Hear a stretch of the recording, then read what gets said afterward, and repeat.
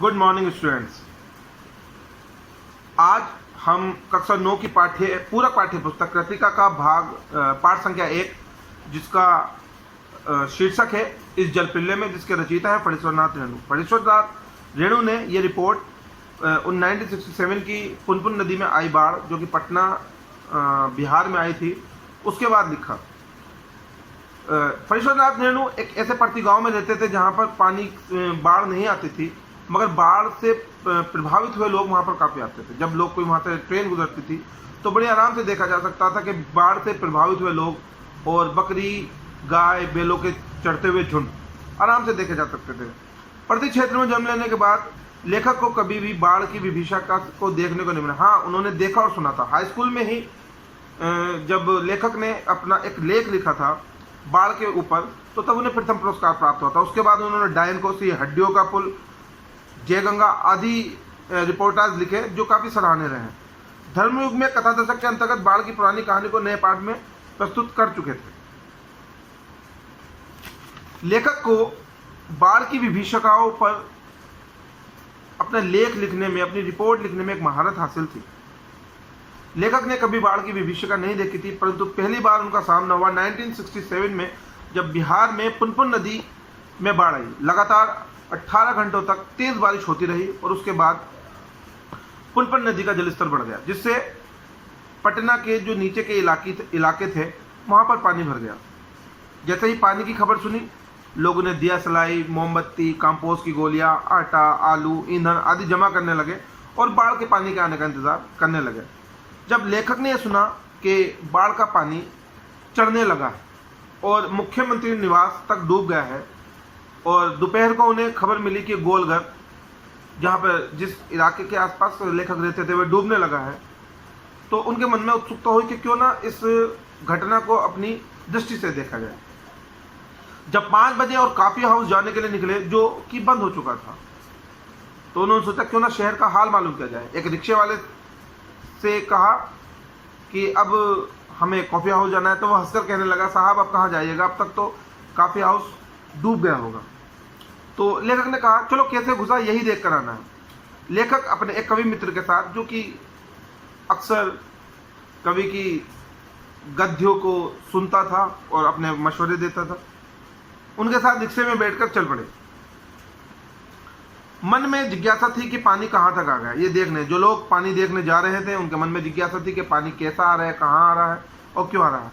और जो देख कर आ रहे थे वे बाढ़ की उस विभीषिका के विषय में बता रहे थे कि बाढ़ का पानी जो है फेजर रोड पर आ गया, श्री कृष्णपुरी पर आ गया, पाटलिपुत्र कॉलोनी में आ गया।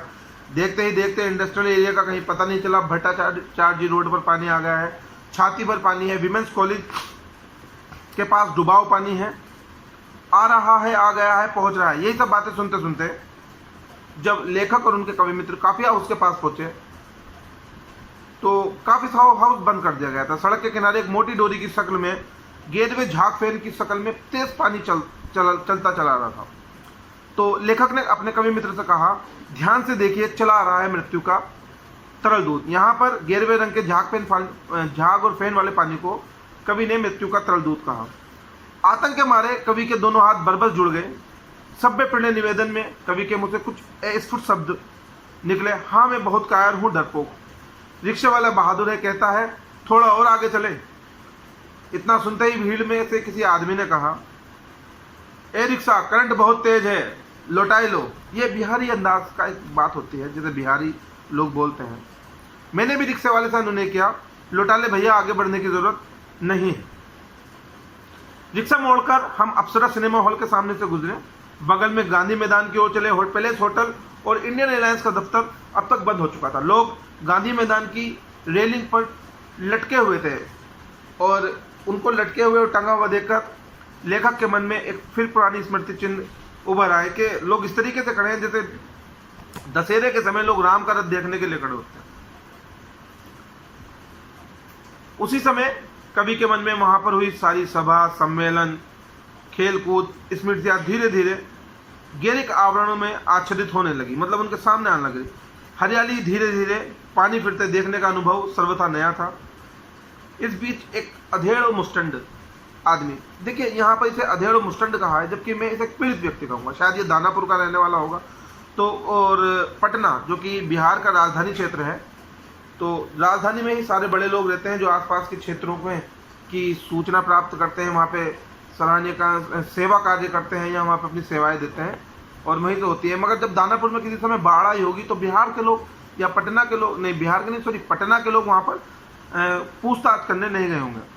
तो वह व्यक्ति दानापुर का होगा, उसके मन में एक बात आई और उसने अपने मन के भाव रख दिए कि जब दानापुर डूब रहा था ये पटनिया बाबू एक बार देखने भी नहीं गए, अब बूझो मतलब अब भुगतो कि बाढ़ क्या आती है। मैंने अपने आचार्य मित्र से उसकी बात सुन के कहा कि पहचान लीजिए ये वही व्यक्ति है जो हमें अक्सर गोष्ठियों में, सम्मेलनों में जिसकी आवश्यकता रहती है। शाम के 7:30 बज चुके थे, आकाशवाणी से समाचार प्रसारित होने वाला था। देखिए ये जो आकाशवाणी है ये रेडियो स्टेशन है। आज हम सिनेमा में, टीवी पर जो है हमारे पास सामने न्यूज़ चैनल आते हैं, बहुत सारे न्यूज़ चैनल आते हैं आजकल। देखते हैं न्यूज़ चैनल वालों की महिमा है, वे बहुत अच्छे तरीके से हमें समाचार और देश की परिस्थितियों से अवगत कराते हैं। तो उस समय समाचार का जो साधन था वह दूरदर्शन, और दूरदर्शन नहीं कहेंगे हम क्योंकि 1967 में दूरदर्शन नहीं था। उस समय रेडियो पर ही समाचार प्रसारित हुआ करते थे। जब रेडियो का प्रसारण शुरू हुआ तो जो रेडियो पर समाचार देने वाले व्यक्ति थे उन्होंने कहा कि पानी हमारे स्टूडियो की सीढ़ियों तक पहुंच चुका है और किसी भी समय स्टूडियो के अंदर प्रवेश कर जाएगा। समाचार दिल दहलाने वाला था, कलेजा धड़क उठा।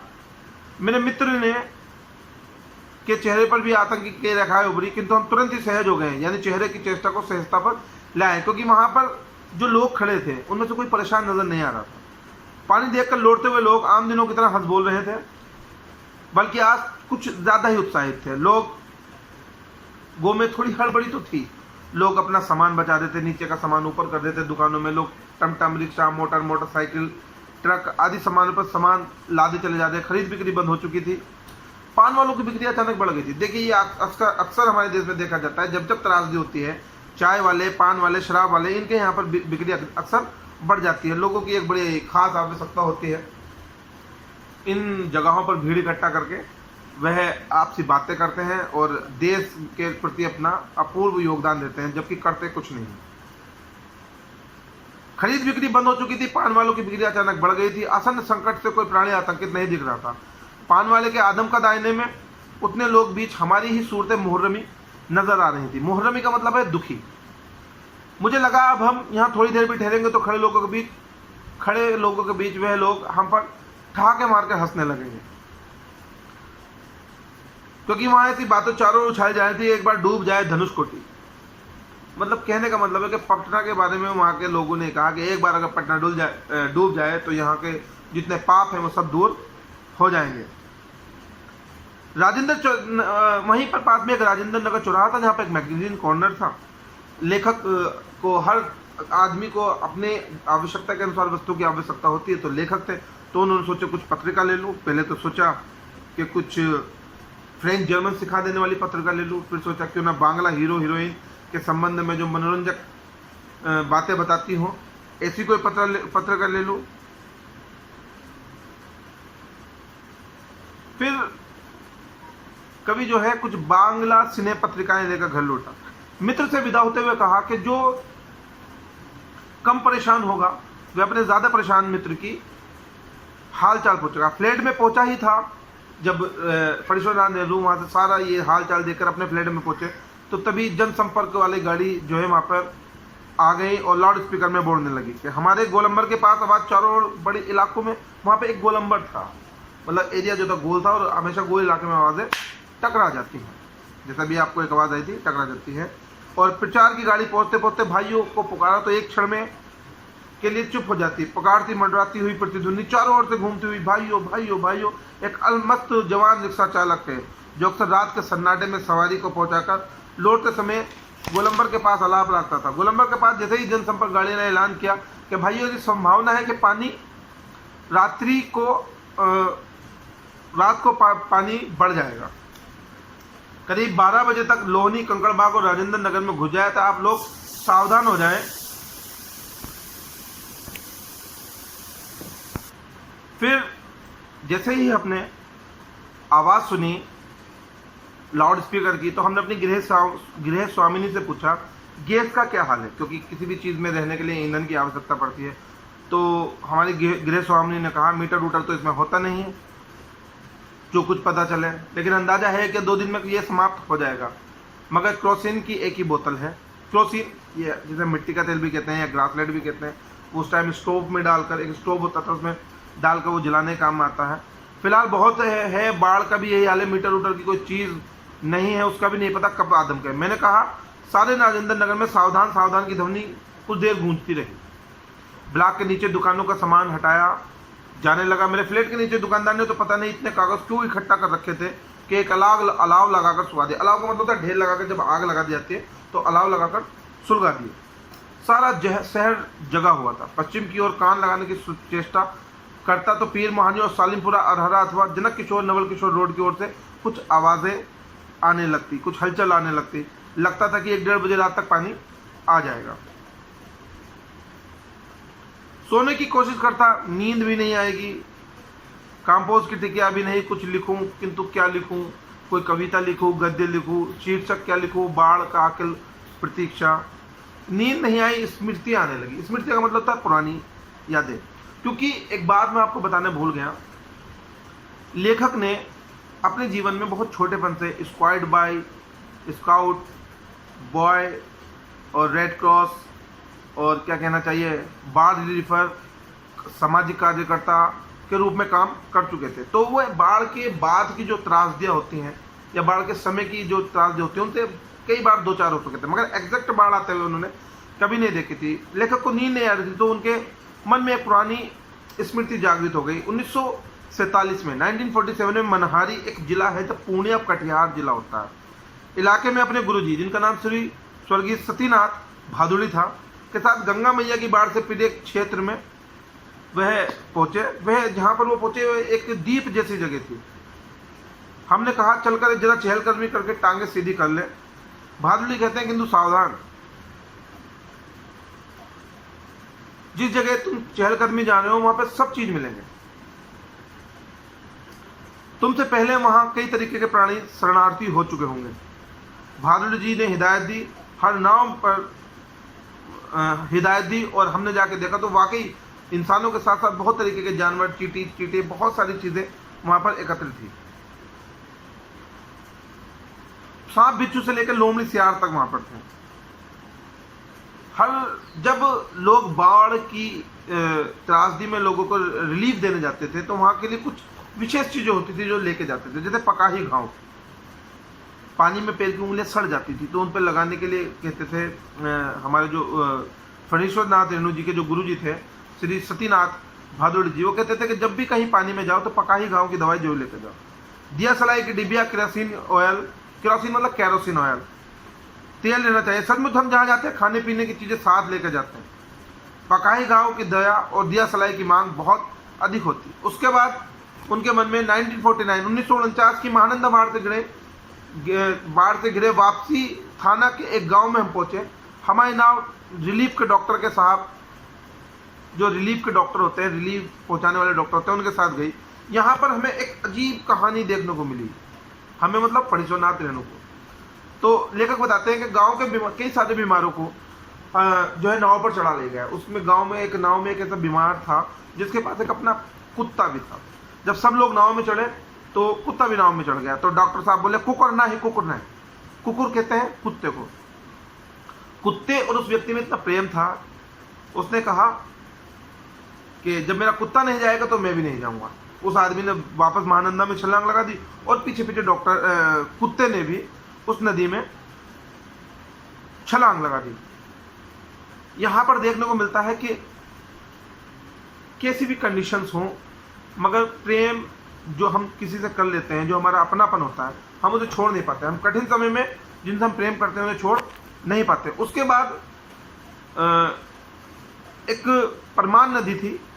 परमान नदी में मुसहरी एक गांव होता है। मुसहरी कहते हैं चूहा खाने वाली जाति, मोस्टली मुसहरी उन्हें कहते हैं, मूसक से बनी मुसहरी। तो हम लोग उनके गांव में गए।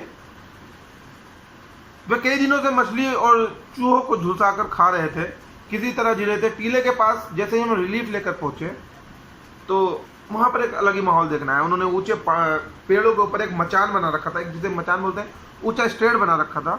और वहाँ पर बलवाही नाच हो रहा था। देखिए लोक नृत्य होते हैं, जैसे लोक नृत्य कथक, कुचिपुड़ी और भी बहुत सारे डांस होते हैं, उसी तरीके से एक वहाँ पर बलवाही नाच हो रहा था।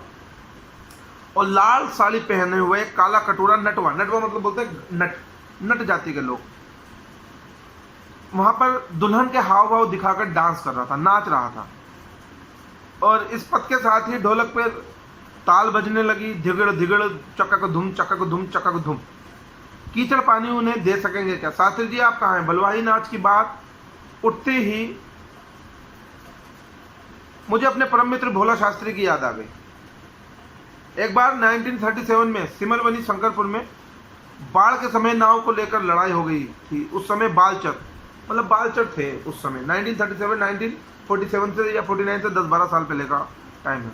तो उस टाइम कुछ लोग, अब देखिए हर चीज़ का लोग मजा लेते हैं, तो उस समय भी कुछ लोग, उस समय नाव की बड़ी किल्लत थी निकालने में, मगर कुछ बड़े घराने के लोग नाव में तबला हारमोनियम लेके गाना वाना गाने के लिए निकल गए। तो वो जमींदार का लड़का था, लोगों को नाव की आवश्यकता थी, हारमोनियम दम के साथ झिंझिर जल विहार कर रहे थे। नौजवानों ने उनकी तभी नौजवानों को उस नाव की आवश्यकता थी और नौजवानों ने मिलकर उनकी नाव छीन ली, थोड़ी मारपीट भी हुई थी। उसके बाद 1967 में जो ऐसे हम आज का दिन समझ सकते हैं, क्योंकि कभी जो रिपोर्ट लिखी है वो 1967 में लिखी है, तो वर्तमान काल कहेंगे इसे। इस समय अगर मैं मान लीजिए मैं फणीश्वरनाथ रेणु हूँ और मैं ये लिख रहा हूँ तो मैं इसे वर्तमान समय कहूँगा। तो 1967 में जब पुनपुन नदी का पानी राजेंद्र नगर में आ गया, तो बिल्कुल वही 1937 वाली के बाद जो वो जमींदार के लड़के हारमोनियम तबला लेकर निकले थे, बिल्कुल वही घटना की पुनरावृत्ति हुई। शहर के कुछ रईस जादे उस बाढ़ के पानी में कश्मीर की डल झील का आनंद लेने के हिसाब से निकल गए। 2 नौजवान युवतियां और 2 जवान युवक थे, जिन्होंने नाव पर स्टोव रख रखा था, केतली चढ़ी हुई थी, और एक लड़की जो है एक्सप्रेसो, नेस्कैफे का एक्सप्रेसो बनाने की कोशिश कर रही थी। एक लड़की ऊपर बैठी हुई थी और दूसरा लड़का उसके सामने अपने घुटने टेके कोहनी जमाए उससे कुछ कह रहा था। दूसरा लड़का अपने मजे में एक पत्रिका पढ़ रहा था। बिल्कुल कश्मीर का आनंद ले रहे थे। और जो वहां पर एक ट्रांजिस्टर रखा था उसमें गाना चल रहा था, हवा में उड़ता जाए मेरा लाल दुपट्टा मलमल का।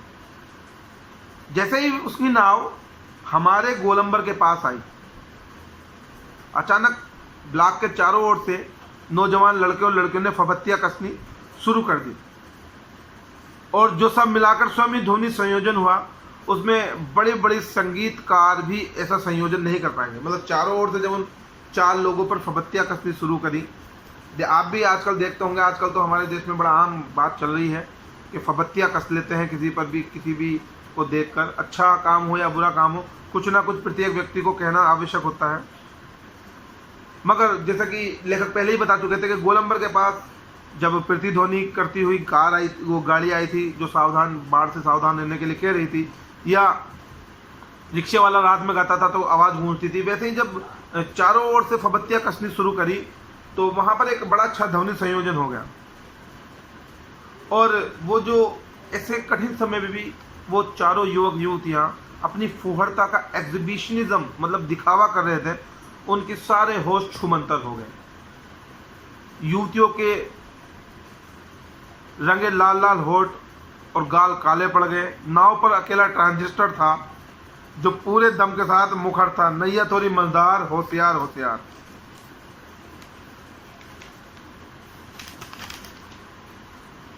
कहाँ हो राम सिंगार, पनिया आ रहला है ओह ना आ रहला। 2:30 बज गए मगर पानी अब तक नहीं आया था। कहाँ अटक गया था, कैसे अटक गया था, आकर रुक गया था, किस तरीके के इंजीनियरों ने वहाँ पर तटबंध, मतलब ब्रेक लगा दिया था पानी पर, ये सोचते रहे, या कोई देवी चमत्कार हो गया, क्योंकि हमारे यहाँ तो देवी चमत्कार बहुत होते हैं। पानी कहीं जाएगा तो किधर से जाएगा, रास्ता तो इधर से है, सारी बातें लेखक सोच रहे थे। चारों ब्लॉक के प्राय सभी फ्लैटों की रोशनी जल रही थी, बुझ रही थी, सभी जगे हुए थे। कुत्ते रह रहे के सामूहिक रुदन कर रहे थे और उन्हें राम सिंगार की मंडली डांट डांट कर भगा दी। देखिए राम सिंगार की मंडली क्या थी, वहां पर कोई गाने बजाने वाली मंडली होगी जो राम सिंगार की मंडी थी। अचानक अपने मित्र और स्वजनों की याद आई, क्योंकि कवि कह चुके थे, लेखक कह चुके थे कि जो कम परेशानी में होगा वो अधिक परेशानी वाले अपने मित्रों की सुध लेगा। याद आई जो उनके मित्र थे पाटलिपुत्र कॉलोनी के श्री कृष्णपुरी बोरिंग रोड आदि में रहते थे। अथाह जल में, वो स्थान जल में ज्यादा घिर चुके थे, उस तक खबर आ चुकी थी कि ये जगह है जल में ज्यादा घिर गई है। जितेंद्र जी, विनीत, वहां पर उनके लेखक के जो मित्र थे, विनीता जी, जितेंद्र भैया, बाबू भैया, इंदिरा जी, पता नहीं कैसे होंगे, किस हाल में होंगे, तो उनका पता लेने के लिए लेखक चले जाते हैं और कई बार फोन ट्राई करते हैं। उस टाइम में फोन होता था, उन्हें ट्रंक कॉल बुक कराना पड़ता था, गोल घुमाना पड़ता था, मगर कोई आवाज नहीं हुई और फोन लगाए नहीं। बिस्तर पर फिर आकर वापस बिस्तर पर लेट गए। बिस्तर पर करवट लेते हुए एक बार मन में फिर हुआ कि कुछ लिखना चाहिए, लेकिन क्या लिखना चाहिए? कुछ भी लिखना संभव नहीं और क्या जरूरी है कुछ लिखाया जाए? नहीं, फिर स्मृतियों में चलेंगे। फ्लैशबैक में बहुत गए हैं रिपोर्टर्स में, जो हमारे रेणु साहब हैं वो फ्लैशबैक में बहुत गए हैं। पिछले साल मतलब 1967 की है तो 1966 के आसपास नरपतगंज थाना चकरदा गांव के पास छाती पर पानी में खड़ी एक आसन्न प्रसवा हमारी ओर गाय की तरह टुकुर टुकुर देख रही थी। आसन प्रसवा, जो किसी बच्चे को जन्म देने वाली या जन्म दे चुकी जो महिला होती है उसको आसन प्रसवा कह देते हैं। वो देख रही नहीं, अब भूली, अब तभी वो कहते हैं नहीं अब कोई पुरानी याद नहीं करनी है, अब आंखें मूंदकर सफेद भेड़ों के झुंड देखने की चेष्टा करता हूँ।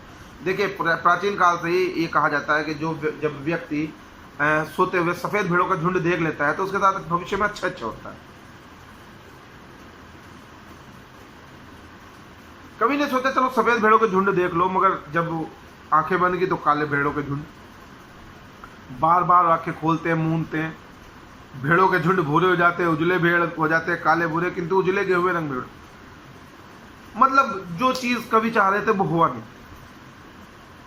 फिर शायद कवि की आंखें लग गई, तभी उनके कानों में एक जोर से आवाज आती है, आए देखो ऐसे गाछे जल, मतलब ये देखो इधर से किस तरह जोर से जल आ रहा है। झकझोर मुझे जगाया गया, झकझोर में जगाया। घड़ी देखी, ठीक 5:30 बज रहे थे, सवेरा हो चुका था। आ रहे लो है, आ रहे लो है, पनिया आगे लो है, ए रामचंद्र, ए राम श्रृंगार, हो मोहन। यहाँ शोर मच गया सबका नाम ले लेके कि मतलब पानी आ गया। मैं भी आंखें मलता हुआ उठा, पश्चिम की ओर देखा। थाना के सामने सड़क पर मोटी डोली की शक्ल में झाग पहन लिए वही मृत्यु का दूत फिर से चला रहा, ठीक वैसा ही जैसा मैंने शाम को कॉफी हाउस के सामने देखा था। पानी उधर उधर क्लोल करता हुआ चला रहा था। फिर मैंने देखा कि वहां एक बस्ती के मोड़ पर, जहां पर हरिजन बस्ती थी, बच्चे कूद क्यों रहे हैं? मैंने पूछा वहां बच्चे कूद क्यों रहे हैं? तो जो वहां पर साथी थे उन्होंने कहा वहां मोड़ है, थोड़ा अवरोध, इसलिए पानी उछल रहा है, बच्चे नहीं कूदे। उत्तर पश्चिम की ओर ब्लॉक नंबर 1 के पास पुलिस चौकी के पिछवाड़े पानी का पहला रेल आया। पुलिस चौकी के पिछवाड़े से पानी का पहला रेल आया। ब्लॉक नंबर 4 के नीचे सेठ की दुकान और की बाएं बाजू से लहरें नाचती हुई नजर आने लगी। अब मैं दौड़कर छत पर चला गया। चारों ओर शोर, कोलाहल, कलवट, चीख, परेशानी नजर आई थी। लहरों के नर्तन सामने फुटपाथ को पार गया। हमारे सामने हमारे पिछवाड़े सशक्त पानी बहने लगा। गोलंबर के गोल पार के चारों ओर पानी नाच रहा था। आ गया पानी आ गया, तेजी से बढ़ रहा था, चढ़ रहा था। करंट कितना तेज है? यहाँ करंट का मतलब होता है पानी के बहाव को कहा गया। करंट कितना तेज है? तो किसी ने कहा पीछे से सोन नदी का पानी है। सामने की दीवार की ईंटें जल्दी जल्दी डूबने लगी, मतलब जल स्तर बढ़ने लगा। वहां पर जैसे दीवार होती है, जैसे मेरे पीछे दीवार है, इस पे प्लास्टर है, उस टाइम प्लास्टर नहीं होगा, तो धीरे धीरे धीरे धीरे पानी का जल स्तर बढ़ने लगा। फिर मैंने सोचा अच्छा हुआ पानी रात में नहीं आया। अगर पानी रात में आता तो मेरा क्या होता? देखते ही देखते गोल पार्क डूब गया। हरियाली लोप हो गई। लोप हो गई मतलब छिप गई, गायब हो गई। हमारे चारों ओर पानी ही पानी नाच रहा था। भूरे रंग के भेड़ों के झुंड देखते ही देखते गायब हो गए। चाय वाले की झोपड़ी डूब गई। काश मेरे पास एक मूवी कैमरा होता। अब यहाँ पर कभी के मन में एक जिज्ञासा जागती है कि काश मेरे पास यहाँ पर एक मूवी कैमरा होता, या एक टेप रिकॉर्डर होता, या एक कैमरा होता जिससे मैं उसकी पिक्चर खींचता। अच्छा है कुछ भी नहीं। पहले सोचा मूवी कैमरा होता, फिर सोचा कि पिक्स वाला कैमरा होता, फिर सोचा एक टैप रिकॉर्डर होता, आवाज़ें भर लेता। फिर कभी कहते हैं कि अच्छा है कुछ नहीं है। कलम थी वह भी चोरी हो गई। अच्छा है कुछ नहीं है मेरे पास। देखिए यहाँ पर कभी बाढ़ की विभीषिका का ऐसा चित्रण किया है जिससे देखने से पता चलता है कि जब पानी आता है, एक पुरानी कहावत है कि आग और पानी को कोई रोक नहीं पाता।